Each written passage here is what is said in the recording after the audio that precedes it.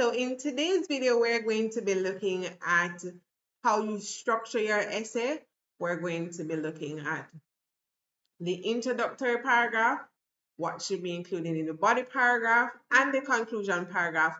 So you don't want to miss this video and you want to stay through to the end to see how you should structure your essay when you are doing your language arts performance task this week. Hi PEP stars, welcome back to the channel. In today's video, we're going to be looking at elements of an informational writing, or basically the elements of your essay. So we have three different parts. We have the introduction, and then we have the body paragraphs that are about 3 paragraphs, each with a subtopic, and then we have our conclusion paragraph. So now let's look into all the elements that we need to include in our essay. So for your informational report, what are the features of the introduction for this type of text? So the introduction is the beginning of a writing piece. It is used to present the topic to the reader. There are 4 important features of your introduction. You have the hook, the definition, the importance, and the subtopics. We can use the simple acronym HDIS. What are we doing in the introduction? When we hook the reader, we can think about a fisherman throwing out his hook to reel in the fish. Essentially, that's what we want to do with our reader.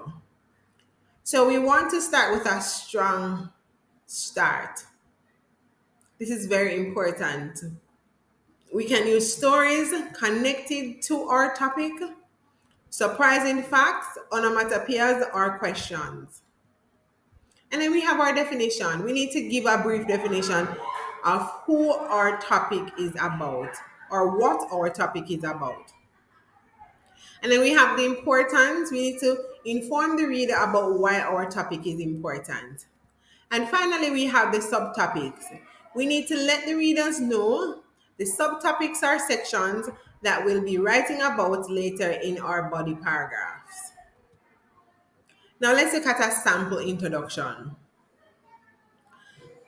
And we're going to look at how different parts of the introduction are used in this entire sample. So the hook is in blue, the definition is in green, the importance is in purple, and the subtopics are in orange. Let's look at each in detail. The rhino, Dr. Octopus, the lizards are trying to kill you. No, this isn't a crazy day at the zoo. This is just a regular day in the life of Peter Parker, also known as Spider-Man. Spider-Man is a fictional character created by Marvel Comics. Since his creation, he has gone on to become the most popular character for the company, selling millions of issues over the past 60 years. Some of the most vital things to know about Spider-Man are his powers, his costume designs, enemies, and his origin. Now let's take a closer look at all of these features of the introduction. In the hook, the writer used a story or an anecdote to grab the reader's attention. Here, the topic is Spider-Man. So the writer has given a definition about who Spider-Man is. And for the top subtopics, the writer, for the importance, let's look at the importance first. The writer would have said why Spider-Man is important. And for the subtopics, the writer will be writing about Spider-Man's powers, costume designs, and enemies, and his origin. Now let's move on to the body paragraph. The goal of your body paragraph is to use a variety of text structures to teach, inform the readers of the subtopics. The different text features that can be found in the body paragraph are compare and contrast, cause and effect, order and sequence. Descriptions are also great tools to use in your body paragraphs. Each body paragraph must begin with a title, and this is for the subtopic or subsection that you will be writing about. This helps also to keep your essays organized And then finally, you must cite your text evidence to show that you have done the research. So according to source one or source two says. And then you also want to say what this source means in your own words and how it matters to your purpose of writing. So there you have it. Those are the things that you need to include in your body paragraph. Now let's move on to the conclusion. Your conclusion is all about reviewing and giving the reader a call to action. You will begin with a wrap up phrase and then remind the reader about the different subsections that you have covered. Also, reinforce how or why your topic is important.